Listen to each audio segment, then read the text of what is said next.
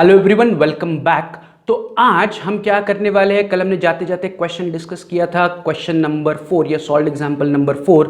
It was about Makarand and Mahesh, right. And उसका format भी हमने रेडी किया था, यस और नो। हमने फॉर्मेट में क्या क्या रेडी किया था, हमने फॉर्मेट में पार्टनर्स कैपिटल अकाउंट एंड फिर एज अ वर्किंग नोट हमने क्या बनाया था, रिवैल्यूएशन अकाउंट बनाया था, यस और नो। क्योंकि यहां पर उन्होंने क्वेश्चन में सिर्फ आपको पूछा था कि prepare partners capital account only, तो partners capital account is our final answer, yes और नो। ये उन्होंने पूछा है तो वो मैं बना रहा हूं, but as a working note में रिवैल्यूएशन अकाउंट बना रहा हूं, क्योंकि जब तक मुझे रिवैल्यूएशन प्रॉफिट या लॉस नहीं पता चलेगा तब तक मैं पार्टनर्स कैपिटल अकाउंट को क्लोज नहीं कर सकता। एंड बाकी की बैलेंस शीट उनको नहीं चाहिए, बैलेंस शीट नहीं चाहिए तो इसलिए मैंने कैश अकाउंट भी नहीं बनाया, राइट। हम जब अब सम सॉल्व करेंगे तो हम क्या करेंगे, अगर बैलेंस शीट एंड कैश का कोई ट्रांजैक्शन है तो उसे हम क्या करेंगे, इमेजिनरी लिखेंगे, राइट। मतलब हाँ, वहां पर लिख लिया ऐसा मान के फिर आगे बढ़ेंगे। Is it clear? तो shall we start solving this sum. तो हम क्या करेंगे, फिर से वही स्टेप्स को फॉलो करेंगे। Don't leave this step. Step number 1, पुराने बैलेंस शीट से पार्टनर्स का कैपिटल उठाओ। कौन कौन है, मकरंद एंड महेश, उनको उठा के पार्टनर्स कैपिटल अकाउंट के क्रेडिट में लिखो। By balance brought down 95,000 and 1 lakh. Simple है, वही स्टेप में फिर से रिपीट कर रहा हूं, नो चेंज। क्वेश्चन पूछने का या यहां पर बनाने का तरीका लगे, बट स्टेप्स वही फॉलो करने हमें, राइट। तो don't leave steps, right, steps को फॉलो करो। तो पहला स्टेप हो गया। दूसरा स्टेप, यहां पर जनरल रिजर्व फंड दिख रहा है क्या लायबिलिटी में? नहीं। एसेट्स में क्रॉस चेक करो, P&L अकाउंट दिख रहा है क्या? नहीं। मतलब there is no general reserve, no reserve fund, no profit and loss account. तो हमारा स्टेप 2 का कोई भी एंट्री नहीं होगा। तो हम आगे बढ़ते हैं, चलते हैं ऑन दी स्टेप 3। फिर से एसेट्स में हमारे पास बैंक है, but have we prepared bank account? Answer is no. तो स्टेप 3 फॉलो करो। रिकॉर्ड करना है नहीं करना है वो हमारे फॉर्मेट के हिसाब से डिसाइड करेंगे। तो स्टेप 3 में हम क्या करते हैं, बैंक का बैलेंस उठाते हैं, बैंक अकाउंट में लिखते हैं। तो मान लो आपने बैंक का बैलेंस बैंक अकाउंट में as to balance brought down लिख लिया, राइट। मान लो, इमेजिनरी इफेक्ट दे दो, राइट। हम बैंक अकाउंट नहीं बना रहे क्योंकि नहीं पूछा है एंड जरूरत भी नहीं है बनाने की। तो हमने बैंक में टू बैलेंस ब्रॉट डाउन पहला इफेक्ट दे दिया, इमेजिनरी, राइट। तो उसे इमेजिनरी दे दिया। आगे बढ़ते हैं, स्टेप 4 क्या है, स्टेप 4 सॉल्व दी एडजस्टमेंट। एक एक करके हम एडजस्टमेंट को सॉल्व करते हैं, डबल इफेक्ट देते हैं। Is it clear? अगर डबल इफेक्ट में आपको बैलेंस शीट में एक इफेक्ट आ रहा है तो इमेजिनरी पहला इफेक्ट वहां देंगे और दूसरा इफेक्ट फिर जहां जरूरत है वहां देंगे। Is it clear? या पहला इफेक्ट कैश में आ रहा है, इमेजिनरी इफेक्ट वहां देंगे और दूसरा इफेक्ट जहां जरूरी है वहां पर देंगे। Getting it? तो let's start with the first adjustment. पहली एडजस्टमेंट में वो क्या कह रहे हैं, he paid ₹1 lakh as his capital. He मतलब कौन, जो नया पार्टनर है। कौन है नया पार्टनर? मंगेश नया पार्टनर है। तो मंगेश 1 लाख रुपया कैपिटल के लिए के आ रहा है and 40,000 as his share of goodwill by RTGS. RTGS मतलब रियल टाइम ग्रॉस ट्रांसफर, मतलब उसने बैंक ट्रांसफर किए। तो जो मंगेश नया पार्टनर है उसने 1 लाख रुपया कैपिटल बैंक अकाउंट में ट्रांसफर किया एंड 40,000 रुपए गुडविल के हमारे बैंक अकाउंट में ट्रांसफर किए। तो दो अलग अलग ट्रांजैक्शन है, कैपिटल की एक ट्रांजैक्शन है, गुडविल की एक ट्रांजैक्शन। तो पहले हम कैपिटल पे कॉन्सेंट्रेट करते हैं। तो मंगेश ने 1 लाख रुपया कैपिटल लाया मतलब हमारे बैंक अकाउंट में पैसे आ रहे हैं। तो पहला इफेक्ट बैंक अकाउंट के डेबिट में जाएगा, but we are not preparing bank account. तो अज्यूम करो इमेजिनरी हमने बैंक अकाउंट में लिख लिया, to Mangesh capital. Imaginary effect हमने बैंक अकाउंट में देख लिया। Is it clear? तो मंगेश ने 1 लाख रुपए बैंक में लाए एज कैपिटल। उसका पहला इफेक्ट मैंने बैंक अकाउंट के डेबिट में टू मंगेश कैपिटल लिख लिया, इमेजिनरी, राइट। अब दूसरा इफेक्ट कैपिटल लाने का हम हमेशा कहां लिखते हैं, पार्टनर्स कैपिटल के क्रेडिट में। तो मैं सेकंड इफेक्ट लिख रहा हूं क्योंकि मैं पार्टनर्स कैपिटल अकाउंट बना रहा हूं। तो पार्टनर्स कैपिटल के क्रेडिट में बाय बैंक अकाउंट, क्योंकि वो आरटीजीएस से पैसा ट्रांसफर कर रहा है तो बैंक में पैसा आएगा। तो बाय बैंक अकाउंट मंगेश के कॉलम में 1 लाख रुपीज। तो 1 लाख रुपया मंगेश का कैपिटल मंगेश के कॉलम में चला गया। Is it clear? आगे बढ़ते हैं। उसी पहले एडजस्टमेंट में मंगेश ने 40,000 रुपए गुडविल के लिए भी लाए, यस और नो। तो गुडविल के लिए फिर से बैंक अकाउंट में पैसा आ रहा है। तो पहला इफेक्ट बैंक अकाउंट के डेबिट में टू गुडविल इमेजिनरी दे दो। पहला इफेक्ट मैंने कहा दिया, बैंक अकाउंट के डेबिट में टू गुडविल अकाउंट 40,000 इमेजिनरी दे दिया कि यस, पहला इफेक्ट मैंने बैंक अकाउंट के डेबिट में लिख लिया। अब सेकंड इफेक्ट गुडविल हमेशा हम क्या करते हैं, पुराने पार्टनर्स के बीच में डिस्ट्रीब्यूट करते हैं। तो मैं लिख रहा हूं बाय गुडविल, बट पुराने पार्टनर्स के बीच में कौन से रेशियो में डिस्ट्रीब्यूट करते हैं हम, सैक्रिफाइस रेशियो में, यस और नो। तो यहां पर सैक्रिफाइस रेशियो क्या दिया है, तो आपको एडजस्टमेंट नंबर 6 में उन्होंने ऑलरेडी कहा था कि the old partner decided to sacrifice equally. मतलब उन्होंने ऑलरेडी आपको सैक्रिफाइस रेशियो कैलकुलेट करके दिया है, कल हमने उसे हाईलाइट करके मार्क करके रखा था, यस और नो। तो sacrifice ratio already given in the question is 1:1। तो मैं क्या करूंगा, बाय गुडविल 40,000 को 1:1 यानी कि 20,000 दूंगा मकरंद को, 20,000 दूंगा महेश को, एज सिंपल एज दैट। तो यहां पर उन्होंने आपका काम बचा दिया। सैक्रिफाइस रेशो कैलकुलेट करने के लिए नहीं बोला, डायरेक्टली उन्होंने कैलकुलेट करके दिया। मकरंद एंड महेश का sacrifice ratio after Mangesh admission is equal. Is it clear? तो मैंने क्या किया, मंगेश ने लाया हुआ गुडविल मकरंद एंड महेश के बीच में इक्वली यानी कि सैक्रिफाइस रेशो में डिस्ट्रीब्यूट कर लिया। Is it clear? तो पहला इफेक्ट बैंक अकाउंट में इमेजिनरी दे दिया, एंड दूसरा इफेक्ट मैंने पुराने पार्टनर्स को गुडविल की अमाउंट सैक्रिफाइस रेशियो में डिस्ट्रीब्यूट कर ली। Is it clear? आगे बढ़ते हैं, चलते हैं ऑन दी सेकंड एडजस्टमेंट। पहली एडजस्टमेंट होगी कैपिटल का डबल इफेक्ट हो गया, गुडविल का डबल इफेक्ट हो गया। डबल इफेक्ट में से एक एक इफेक्ट हमने इमेजिनरी दे दिया, राइट, एंड बाकी का कैपिटल का दूसरा इफेक्ट, गुडविल का दूसरा इफेक्ट मुझे कैपिटल अकाउंट में दिख रहा है, which is not imaginary, right. पूरा सम इमेजिनरी सॉल्व नहीं करना है, मेरे साथ सॉल्व करो, राइट। नहीं तो हाँ हमने सॉल्व कर लिया, ऐसा नहीं, don't solve it imaginary, do it with me, right. दो ही अकाउंट बनाने हैं तो काम आसान है। चलते हैं second adjustment, plant and machinery revalued at 48,000। Plant and machinery को आपको 48,000 रीवैल्यू करना है। तो रीवैल्यू करने के लिए मैं पहले देखता हूँ पुराने बैलेंस शीट में कितने की प्लांट एंड मशीनरी है, 60,000 रुपए की है, यस और नो। तो 60,000 रुपए की प्लांट एंड मशीनरी को हमें एडजस्टमेंट में कह रहे हैं 48,000 करो, मतलब 60,000 प्लांट मेरे पास ओरिजिनल थी पुराने बैलेंस शीट में, 60,000 से I have to bring it down to 48,000, nothing but मुझे प्लांट एंड मशीनरी को 12,000 रुपए से डिप्रिसिएट करना है। 12,000 कैसे, 60 एंड 48 का difference is 12,000, 60,000 minus 48,000 is 12,000। But why depreciate, क्योंकि ओरिजिनल वैल्यू 60 थी, नई वैल्यू 48 है, मतलब मुझे कम करना है, 12,000 से डिप्रिसिएट करना है। So my plant and machinery should be depreciated by 12,000। अब इसका पहला इफेक्ट, अब पहले इफेक्ट में क्या करूंगा, पुराने बैलेंस शीट से प्लांट एंड मशीनरी उठाऊंगा, नए बैलेंस शीट में लिखूंगा, but there is no new balance sheet, तो इमेजिनरी मैंने वहां पर लिख लिया। फिर मैं उससे लिखूंगा माइनस डिप्रिसिएशन 12,000, तो 60 माइनस 12, बाहर बचे 48। इमेजिन करो, अभी हमने बहुत सारे सम सॉल्व किए, तो you can imagine this, yes और नो, कि बैलेंस शीट में मैंने plant and machinery 60,000 inner column में लिख लिया, पुराने बैलेंस शीट की बैलेंस शीट नए बैलेंस शीट में लिखी, या पुराने बैलेंस शीट की प्लांट एंड मशीनरी नए बैलेंस शीट में इनर कॉलम में लिखा 60,000 माइनस डिप्रिसिएशन 12,000, मेरी प्लांट की वैल्यू ऑटोमेटिकली बाहर बच गई 48,000। ये फर्स्ट इफेक्ट हुआ विच आई एम गिविंग इमेजिनरी, है कि नहीं, इमेजिनरी इफेक्ट दे दिया। अब दूसरा इफेक्ट, प्लांट बढ़ रहा है या कम हो रहा है, तो प्लांट घट रहा है, तो प्लांट घटने पर हमारा फायदा है या नुकसान है, नुकसान है। तो नुकसान को हम कहाँ रिकॉर्ड करते हैं, नुकसान को हम रिवैल्यूएशन अकाउंट के डेबिट में रिकॉर्ड करते हैं। तो एम आई प्रिपेयरिंग रिवैल्यूएशन अकाउंट, यस मैं एज अ वर्किंग नोट बना रहा हूँ, तो मैं डेप्रिसिएशन को डायरेक्टली रिवैल्यूएशन के डेबिट में लिखूंगा टू प्लांट एंड मशीनरी। कितने का नुकसान हो रहा है, 12,000 रुपए का नुकसान हो रहा है। Getting it? पहला इफेक्ट मैंने इमेजिनरी दे दिया, एंड दूसरा जैसे हम हमेशा करते हैं कि मैं प्लांट एंड मशीनरी को डिक्रीज कर रहा हूँ, डेप्रिसिएट कर रहा हूँ, तो डेप्रिसिएशन इज माई लॉस, नुकसान, तो मैं इसे इमेजिनरी लॉस को, नॉट इमेजिनरी, में नुकसान को रिवैल्यूएशन अकाउंट के डेबिट में लिख रहा हूँ as to plant and machinery 12,000 का नुकसान। पहला इफेक्ट बैलेंस शीट का इमेजिनरी दे दिया, लॉस का दूसरा इफेक्ट मैंने लिख लिया। Is it clear? आगे बढ़ते हैं, चलते हैं तीसरे ट्रांजैक्शन पर, building taken by Makarand at ₹1 lakh. तो वो कह रहे हैं मकरंद ने बिल्डिंग को 1 लाख रुपए में ले लिया, राइट। तो हमारे लिए काम आसान है, नया पार्टनर आने के बाद उनको बिल्डिंग की जरूरत शायद नहीं है, तो वो कह रहे बिल्डिंग का कोई काम ही नहीं है, इतनी बड़ी बिल्डिंग रख के क्या करे। मकरंद ने कहा मुझे दे दो, मैं लेने के लिए तैयार हूँ, right. Makarand is one of the partner, तो इसे हम कहते हैं एसेट टेकन बाय पार्टनर। क्या कहते हैं इसे? Asset taken over by partner. तो जब भी पार्टनर एसेट लेगा बिजनेस से, तो हम पार्टनर कैपिटल अकाउंट को डेबिट करेंगे।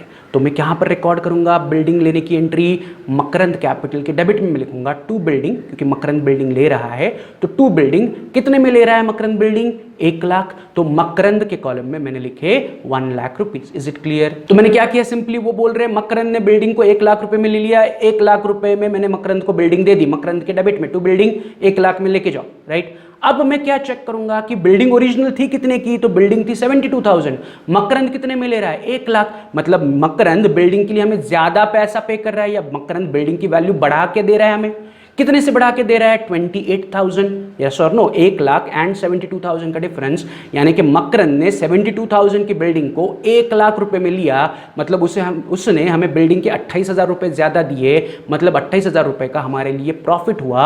इस प्रॉफिट को मैं रिवैल्यूएशन के क्रेडिट में लिखूंगा as by building 28,000। Is it clear? पुराने बैलेंस शीट में बिल्डिंग थी 72,000, मकरंद ने उसे खरीदा 1 लाख रुपए में, मतलब उसने बिल्डिंग की कीमत हमें बढ़ा के पे की, मतलब हमें हो रहा है फायदा, तो उस फायदे को मैं लिख रहा हूं रिवैल्यूएशन के क्रेडिट में एज बाय बिल्डिंग 28,000 का फायदा। Is it clear? चलते हैं नेक्स्ट एडजस्टमेंट पर। Adjustment number 4, RDD to be increase up to 4000। क्या कह रहे हैं? RDD to be increase up to 4000। RDD को 4000 तक इंक्रीज करो। तो उसके लिए मुझे चेक करना पड़ेगा पुराने बैलेंस शीट में RDD कितनी है। तो पुराने बैलेंस शीट में आप देखोगे तो ऑलरेडी 2000 रुपए की RDD है, राइट। तो इसका पहला इफेक्ट मैं इमेजिनरी दूंगा। मैं नए बैलेंस शीट में आऊंगा, वहां पर लिखूंगा डेटर्स 42,000 इन अ कॉलम, और फिर मैं लिखूंगा माइनस RDD 4000, राइट। ये मैं नए बैलेंस शीट में लिखूंगा, बट मैं इमेजिनरी लिख रहा हूं कि मैंने लिखा डेटर्स 42,000 इन अ कॉलम, उससे लिखा RDD 4000, क्योंकि वो एडजस्टमेंट में कह रहे हैं कि 2000 की RDD को 4000 तक लेके जाओ। तो मैं 2000 में और 2000 ऐड करके टोटल RDD 4000 लिखूंगा। तो 42 माइनस 4 इन माई इमेजिनरी बैलेंस शीट मेरी डेटर्स की वैल्यू बाहर बचेगी 38,000, राइट। ये मैंने इमेजिनरी इफेक्ट दे दिया। अब मैं RDD को बढ़ा रहा हूं या कम कर रहा हूं?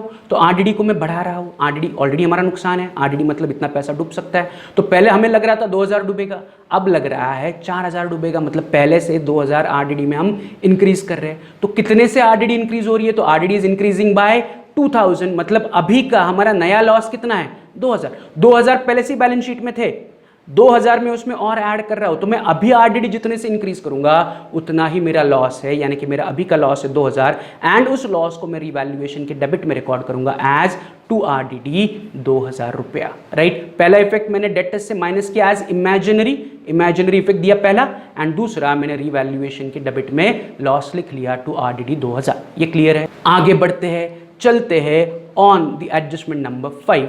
तो वो कह रहे हैं the old partner decided to retain half the amount of goodwill in the business.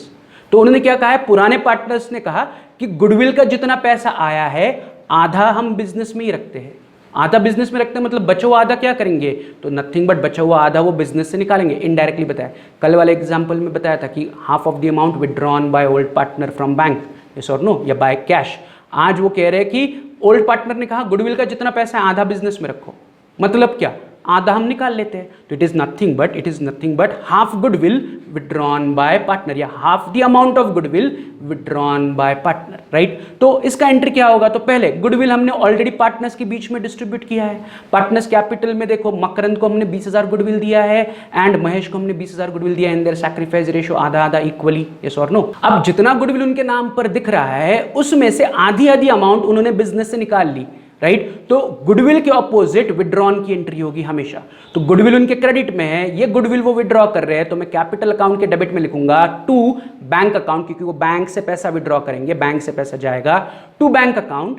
जितना गुडविल उनके नाम पर है उसका आधा, तो मकरन के नाम पर 20,000 का गुडविल है क्रेडिट साइड में, तो 20 का आधा 10,000 में यहां पर लिखूंगा टू बैंक अकाउंट मकरंद के कॉलम में 10,000। एंड महेश भी क्या करेगा? 20,000 उसके नाम पर गुडविल है, उसका आधा यानी कि 10,000 रुपया बैंक से निकाल लेगा। This is nothing but kind of drawings कि पुराने पार्टनर्स गुडविल का जितना पैसा बैंक में दिख रहा है आधा पैसा बैंक से निकाल रहे हैं, ड्राइंग्स कर रहे हैं, तो ड्राइंग्स डेबिट में जाएगा। बट कहां से पैसा निकाला? बैंक से, इसलिए मैं लिख रहा हूं to bank 10,000 Makarand 10,000 Mahesh. Is it clear? And इसका सेकंड इफेक्ट जाएगा बैंक अकाउंट के क्रेडिट में, तो बैंक अकाउंट के क्रेडिट में इमेजिनरी लिख लो बाय पार्टनर्स कैपिटल अंडरलाइन करके मकरंद 10,000 महेश 10,000, दोनों का टोटल 20,000 जैसे हमने कल दिया था। Is it clear? तो मैंने गुडविल विड्रॉन का क्या किया है? सेकंड इफेक्ट इमेजिनरी दे दिया। अब क्या करना है? अब नेक्स्ट एडजस्टमेंट क्या है? Sixth adjustment, the old partner decided to sacrifice equally. तो इसका कोई भी मतलब नहीं, ये ऑलरेडी हमने गुडविल जब लाया था नए पार्टनर ने, तो पुराने पार्टनर्स को गुडविल सैक्रिफाइस रेशियो में ऑलरेडी हमने डिस्ट्रीब्यूट किया, बाय गुडविल 20,000 इक्वली डिस्ट्रीब्यूट कर दिया। तो फिर से इसे कुछ करने की जरूरत नहीं है, मतलब यहाँ पर ना कुछ आ रहा है ना कुछ जा रहा है, it is just a sacrifice ratio mentioned, right. So it is not a transaction, it is just information. तो इसे इग्नोर करो, आगे बढ़ो। आगे और कोई भी ट्रांजैक्शन नहीं बची, ना कोई एडजस्टमेंट बची, ना हमने कोई आइटम पेंडिंग छोड़ा है। तो अब हम क्या करेंगे? एक एक करके बुक्स ऑफ अकाउंट्स को क्लोज करेंगे। अब मैं क्या करूंगा? पहले वर्किंग नोट यानी कि रीवैल्यूएशन अकाउंट को पहले क्लोज करूंगा।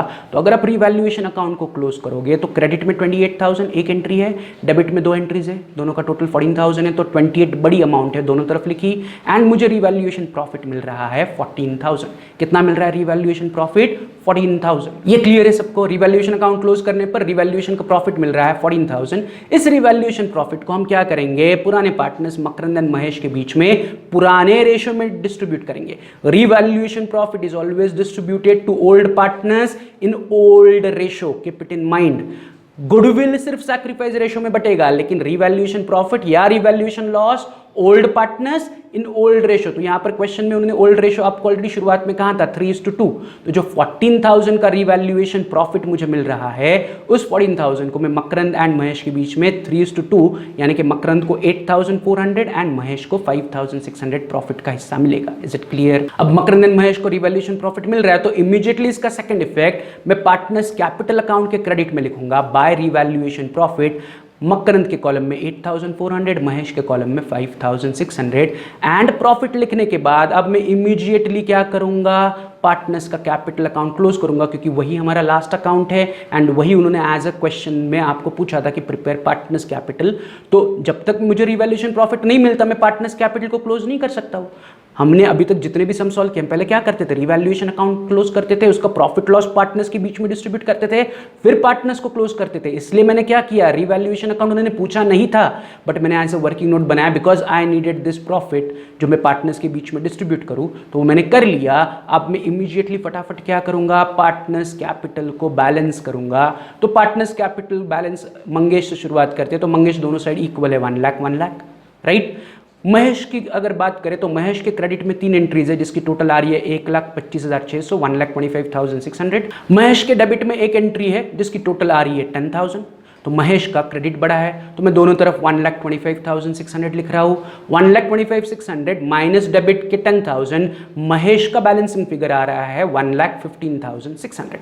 Is it clear? तो व्हाट इज द महेश का बैलेंसिंग फिगर? 1,15,600। सेम वे में मकरंद को बैलेंस करता हूं। मकरंद के क्रेडिट में फिर से 3 एंट्रीज है, टोटल है 1,23,400 एंड मकरंद के डेबिट में 2 एंट्रीज है, राइट, उसकी टोटल है 1,10,000। तो फिर से 1,23,400 यानी कि क्रेडिट साइड बड़ा है एंड 1,10,000 यानी कि डेबिट साइड छोटा है। तो मैं टोटल में दोनों तरफ 1,23,400 लिखूंगा। डिफरेंस 1,23,400 माइनस 1,10,000 का डिफरेंस आ रहा है 13,500। तो मकरंद का बैलेंसिंग फिगर आ रहा है 13,400, महेश का बैलेंसिंग फिगर आ रहा है 1,15,600 एंड मंगेश का बैलेंसिंग फिगर आ रहा है 1 लाख। इन बैलेंसिंग फिगर को मैं लिखूंगा 2 बैलेंस कैरिड डाउन। क्या लिखूंगा? As usual 2 balance carried down. यानी इनको उठा के हम कहां लिखते हैं, नए बैलेंस शीट में। तो इमेजिनरी मैंने वहां पर लिख लिया, ऐसे एज्यूम करो, राइट, क्योंकि बैलेंस शीट हम नहीं बना रहे, राइट। तो बैलेंस शीट नहीं बना रहे तो आगे का हमें और कुछ करने की जरूरत नहीं। अब कुछ बचा क्या हमारे पास, मैंने रिवैल्यूएशन अकाउंट क्लोज किया, पार्टनर्स कैपिटल अकाउंट क्लोज किया, बैलेंस मिल गया। तो यहां पर हमारा प्रॉब्लम नंबर 4 कंप्लीट हुआ। यस और नो? उन्होंने आपको बस पार्टनर कैपिटल पूछा था तो मैंने पार्टनर्स कैपिटल को क्लोज किया। अब यहां पर कुछ टैली नहीं होगा because we are not preparing balance sheet. Partner capital account कभी टैली होगा क्या? नहीं। टैली क्या होगा? बैलेंस शीट टैली होगी। तो are we preparing balance sheet? Answer is no, right. तो अभी मैं होमवर्क क्या दे रहा हूं, ध्यान से सुनो। आपको यही सम फिर से रीसॉल्व करना है but full fledge. Full fledge मतलब क्या कि आपको रिवैल्यूएशन अकाउंट बनाना है, पार्टनर्स कैपिटल अकाउंट बनाना है, बैंक अकाउंट बनाना है एंड नई बैलेंस शीट बनानी है फॉर दिस क्वेश्चन एंड फिर वहां पर आपका बैलेंस शीट टैली होना चाहिए। तो चाहिए तो फिर से इसे रिपीट करो, मैंने जो कहा, जो इमेजिनरी इफेक्ट है अब उनको एक्चुअल में लिखो एंड बैलेंस शीट को टैली करो। तो ये आज का आपका होमवर्क है, राइट। तो यहां तक क्लियर है, एग्जाम्पल 4 तक क्लियर है। अब चलते हैं immediately on our next example जो कि है आपका सॉल्व्ड एग्जाम्पल नंबर 1, आपके टेक्स्ट बुक का सॉल्व्ड एग्जाम्पल नंबर 1। तो वो सॉल्व्ड एग्जाम्पल नंबर 1 क्या है, पढ़ते हैं, समझते हैं, फॉर्मेट रेडी करते हैं, फिर सॉल्व करते हैं। तो वो कह रहे हैं the balance sheet of Sujata and Purnima who shared profit and losses equally was as follows. तो यहां पर कौन कौन पार्टनर है, सुजाता एंड पूर्णिमा, एंड उनका प्रॉफिट शेयरिंग रेशियो इक्वल है, यानी कि ओल्ड रेशियो इज 1:1 यानी कि इक्वल। क्लियर है? अब बैलेंस शीट में क्या दिया है, लायबिलिटी में दोनों का कैपिटल है, क्रेडिटर्स है, बिल्स पेएबल है, एसेट्स में land and building, plant and machinery, furniture, sundry debtor, stock and cash, right. यहां पर कैश है, अगर हमें कैश अकाउंट बनाना पड़े तो याद रखो, राइट। नीचे adjustment, on 1st April 2018 Aparna joins the firm as the third partner, यानी कि अपर्णा को आपने as a third partner यानी कि नया पार्टनर बिजनेस में एडमिट किया for 1/5 share for the future profit on the following terms and condition। तो Aparna is the new partner, Sujata Purnima is the old partner, right. अब जब अपर्णा आई तो उन्होंने आपको क्या क्या एडजस्टमेंट्स हुई या क्या क्या कंडीशंस रखी वो दी है। In first case goodwill is valued at 2 lakh, Aparna to bring her share of goodwill in cash. तो गुडविल 2 लाख है, राइट। उस 2 लाख में से अपर्णा अपना हिस्सा लेके आएगी, that we have to calculate. देखते हैं कैसे, मतलब 2 लाख अपर्णा नहीं लेके आएगी, अपर्णा 2 लाख में से अपना हिस्सा गुडविल का लेके आएगी। हमने एक सम में ऐसा किया था कि गुडविल कैलकुलेट किया था और फिर उसमें से हमने नए पार्टनर का हिस्सा निकाला था। तो यहाँ पर उन्होंने गुडविल कैलकुलेट करके दिया 2 लाख, उस 2 लाख में से अपर्णा क्या करेगी, अपना हिस्सा यानी कि 1/5 हिस्सा, शुरुआत में दिया फर्स्ट लाइन पे कि अपर्णा का हिस्सा कितना है 1/5, तो 2 लाख का 1/5 अपर्णा गुडविल लेके आएगी, राइट। कैसे, कैश में, मतलब गुडविल के लिए फिर से कैश यानी कि पैसा आ रहा है। Is it clear. Second adjustment में क्या कह रहे हैं, Aparna to bring 1 lakh as capital, तो 1 लाख रुपए वो कैपिटल के लिए भी ला रही है, सिंपल है ये भी ट्रांजैक्शन। फिर सी वो कह रहे हैं a provision of 10% to be created on sundry debtors, मतलब सन्डे डेटर्स पर आपको 10% का आरडीडी प्रोवाइड करना है। Provision for what, provision for doubtful debts, RDD बनाना है, राइट। फिर D, land and building is valued at 80,000, तो देखो पुरानी लैंड एंड बिल्डिंग 60,000 है बैलेंस शीट में, उसे हमें 80,000 करना है, मतलब लैंड एंड बिल्डिंग को हमें 20,000 से इंक्रीज करना है। And E, stock comma plant and machinery to be reduced by 20%, तो stock and plant and machinery को 20% से रिड्यूस करना है, राइट। तो ये हमारा क्वेश्चन है, सिंपल है, सारी ट्रांजैक्शन हमने की हुई है, नथिंग न्यू। तो इसे सॉल्व करते हैं, लेकिन बनाना क्या है हमें, फॉर्मेट में क्या पूछा है, तो लास्ट लाइन पर कह रहे हैं draft the journal entries to record the above agreements या arrangements and give the opening balance sheet of the firm. तो वो बोल रहे इन ट्रांजैक्शन को जर्नल में रिकॉर्ड करो, मतलब they are not asking you to prepare revaluation account, they are not asking you to prepare partner capital, nor they are asking you to prepare cash oblique bank account. वो बोल रहे कि journal entry बनाओ and balance sheet बनाओ, तो फिर हम बनाते हैं।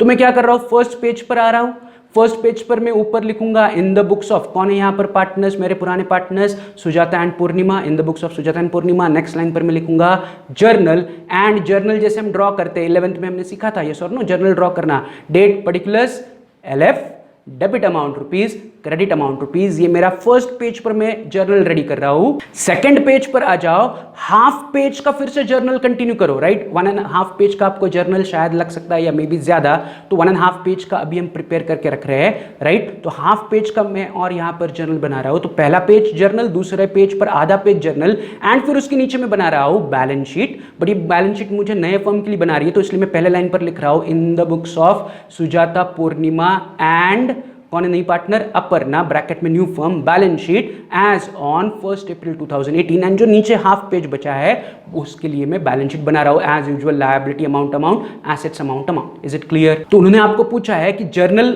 एंट्रीज दे दो, तो मैंने पहले जर्नल बनाया, एंड उन्होंने पूछा है बैलेंस शीट बनाओ, तो मैंने सेकंड पेज पर बैलेंस शीट बनाया, 1.5 पेज का जर्नल बनाया, एंड फिर नीचे मैं क्या कर रहा हूं, बैलेंस शीट के लिए बैलेंस शीट का फॉर्मेट बना रहा हूं। Is it clear. ये फॉर्मेट क्लियर है सबको। लेकिन अब प्रॉब्लम यहाँ पर ये है कि जब मैं बैलेंस शीट टैली करूँगा तो मुझे पार्टनर का कैपिटल का बैलेंस चाहिए। पार्टनर्स का कैपिटल बैलेंस कहाँ से मिलेगा, पार्टनर कैपिटल अकाउंट से मिलेगा। मतलब as a working note I have to prepare partner capital account, getting it और not, right. Plus partner capital account का अगर बैलेंस शीट, जैसे अभी का हमने सम सॉल्व किया था, पार्टनर कैपिटल तो हमने बना लिया, लेकिन पार्टनर कैपिटल को मैं बैलेंस तब तक नहीं कर सकता हूं जब तक मैं रिवैल्यूएशन प्रॉफिट लॉस उनको नहीं डिस्ट्रीब्यूट करता हूं। मतलब मुझे रिवैल्यूएशन अकाउंट भी एज अ वर्किंग नोट बनाना पड़ेगा, राइट। एंड अगर मुझे बैलेंस शीट टैली करनी है तो बैलेंस शीट में मुझे बैंक या कैश का नया बैलेंस क्या वो भी चाहिए, तो मुझे उसके लिए कैश या बैंक का अकाउंट भी बनाना पड़ेगा। मतलब मैं तीसरे पेज पर आ रहा हूं, एज अ वर्किंग नोट मैं revaluation account, partners capital account and cash account बना रहा हूं। बैलेंस शीट में आपको कैश दिया हुआ है तो मैं तीसरा अकाउंट कैश अकाउंट बना रहा हूं। Is it clear. तो यहां पर अब हमारा थोड़ा सा फॉर्मेट लंबा खींच गया, क्योंकि ये 3 अकाउंट अगर मैं नहीं बनाऊंगा, अगर मैं रिवैल्यूएशन अकाउंट नहीं बनाऊंगा तो मुझे रिवैल्यूएशन प्रॉफिट लॉस नहीं मिलेगा, फिर वो पार्टनर्स में मैं नहीं डिस्ट्रीब्यूट कर सकता हूं, फिर उसके बाद मैं पार्टनर्स कैपिटल का क्लोजिंग बैलेंस नहीं निकाल सकता हूं। बट बैलेंस शीट तो हमने बनाई है, मुझे बैलेंस शीट टैली करनी है, टैली करनी है तो मुझे वहां पर पार्टनर्स का नया कैपिटल चाहिए, यस और नो, तो वो पार्टनर कैपिटल अकाउंट से मिलेगा हमें। प्लस मुझे बैलेंस शीट में कैश का नया बैलेंस चाहिए तो वो कैश अकाउंट से मिलेगा, यस और नो।